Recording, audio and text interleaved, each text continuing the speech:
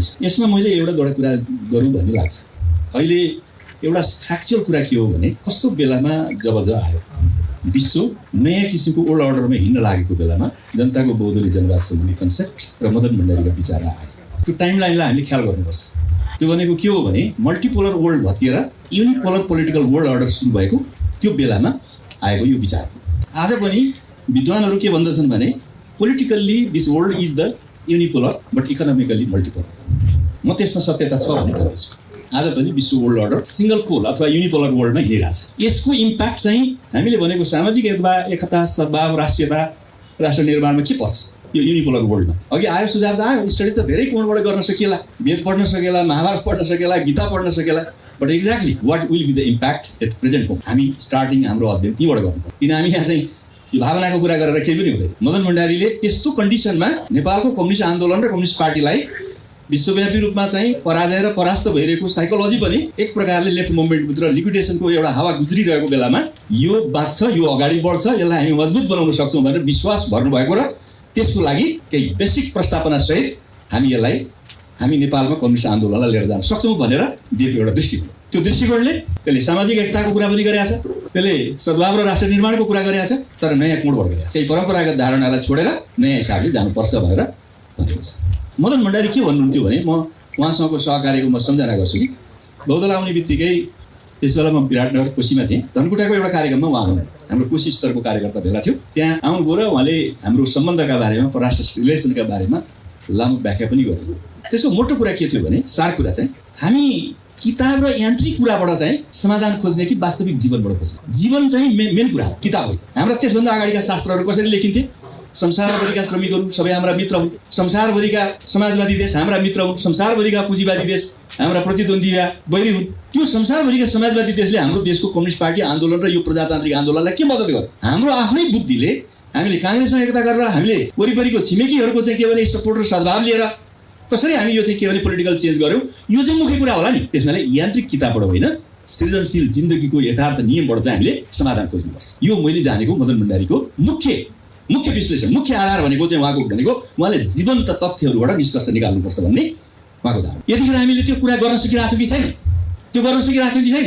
त्यो गर्न सकेनौँ भने मदन भण्डारीलाई सम्झिने भनेको त्यो जीवन्त यथार्थ खोजेर त्यसको समाधान त्यही ठाउँबाट त्यही धरातलबाट खोज्नुपर्छ भने जस्तो यसमा दुईवटा कुरा मैले देखेको। त्यो देखेको कुरा के हो भने अहिलेको पुँजीवाद चाहिँ यो नेपालको पुँजीवाद, भारतको पुँजीवाद, यो अर्को देशको पुँजीवाद भनेर छुट्टै छ।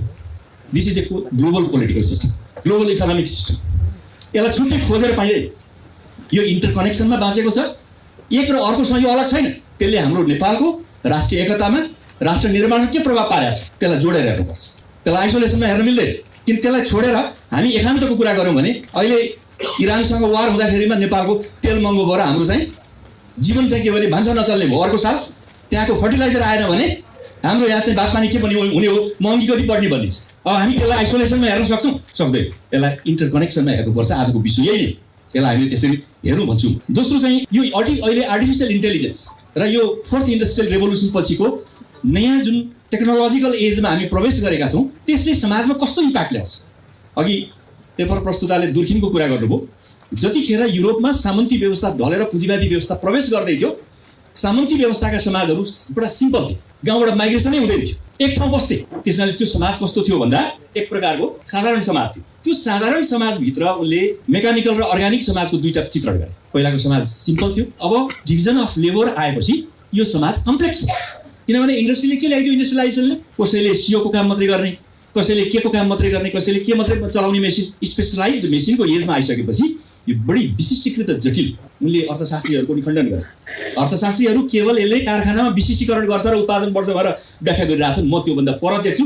किनभने यो सामाजिक व्यवस्था हो। इन्डस्ट्रियल रेभोल्युसन पछिको समाज भनेको सामाजिक व्यवस्था हो। सामाजिक व्यवस्थामा यसको के मिनिङ छ भन्दा उनले के भने यो समाजभित्र विशिष्टीकरण ल्यायो। समाजमा डाक्टर आए, इन्जिनियर आए, प्रोफेसर आए, पाइलट आए, विभिन्न आए।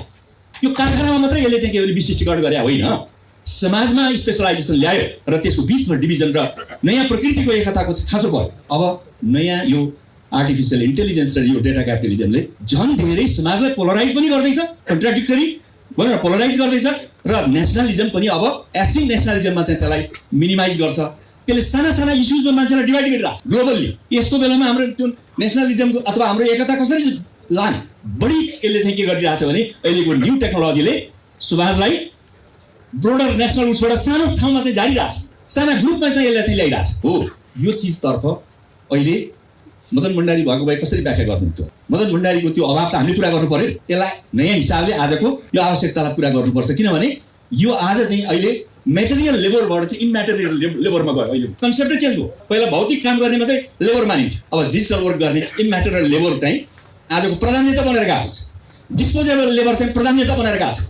मान्छेको 24 घण्टाको समयमा 18 घण्टा चाहिँ मोबाइलमा चाहिँ झुन्डेर बस्छ या सामाजिक सञ्जालमा बस्छ, डिस्पोजेबल लेबरको रूपमा काम गरिरहेछ। What will be the effect in the society? यसले के ल्याउँछ परिवर्तन? यसको अध्ययन र यसको आधारमा पोलिटिकल पार्टिजहरूले आफ्ना नयाँ धारणाहरू चाहिँ लिएर जानुपर्नेछ।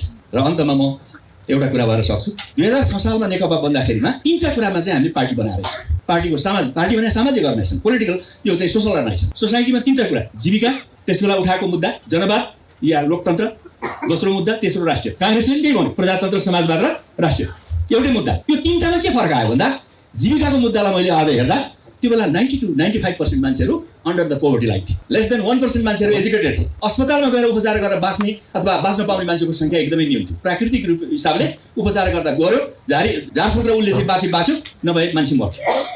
त्यस्तो बेलामा आज जीविकामा 17.4% मान्छे मात्रै आज अन्डर द पोभर्टी लाइन छ र 83% मान्छेहरू एबभ द पोभर्टी लाइन छ अथवा मिडल क्लासमा उक्लिएको छ। अब हाम्रो पार्टी के भन्छ भने हामी गरिबको पार्टी भनेको छौँ, त्यही 17% वकालत गर्छौँ। 83% जो समाजमा डिक्टेट गरिरहेको छ, डोमिनेन्ट छ, त्यसलाई एकातिर पन्छाएर अबको राजनीति हुन्छ कि हुँदैन? त्यो 17% पनि हाम्रो पार्टीमा मात्रै छैन, काङ्ग्रेसमा होला, अरू पार्टीमा होला, जम्मैमा छरिया छ। त्यो 2-4-5% होला।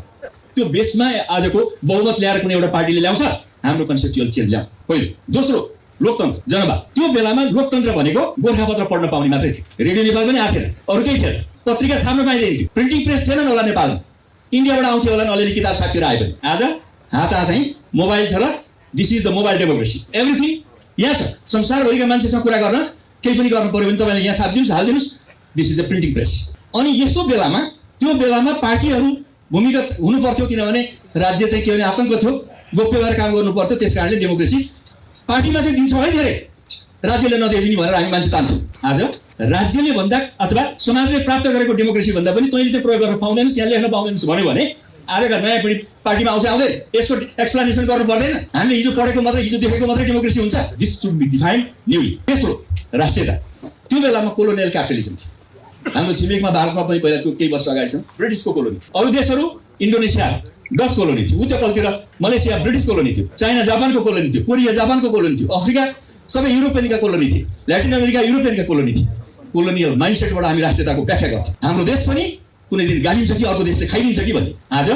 आजको नेसनलिजम भनेको त्योभन्दा बृहत अब भनेको रिसोर्समा इकोनोमिक नेसनलिजम हो। आजको नेसनलिजम भनेको मेरो देशको रिसोर्स चाहिँ भेनेजुएला जाँदाखेरिमा तेल लिन गएको, भेनेजुएला लिन गएको होइन अमेरिका, हामीले बुझ्नुपर्छ। इरानमा इरान लिन गएको होइन, इरानको तेल लिन गएको। त्यसैले आजको यो नेसनलिजम इकोनोमिक नेसनलिजम हो र त्यो इकोनोमिक नेसनलिजमको व्याख्या गरेर मात्रै आजको हाम्रो राष्ट्र निर्माणको कुरा गर्न सक्छौँ।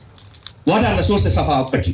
त्यसलाई हामीले राष्ट्रको हितमा कसरी प्रयोग गर्न सक्छौँ, त्यसको लागि पुँजी कहाँ ल्याउँछौँ, त्यसको लागि प्रविधि कहाँ ल्याउँछौँ, त्यो जम्मै कुरा गरेर मदन भण्डारीले भनेको जस्तो समृद्ध नेपाल बनाउने काममा हामी लागौँ। यो नै आजको मेसेज हो भन्ने मलाई लाग्छ। हस्, धन्यवाद।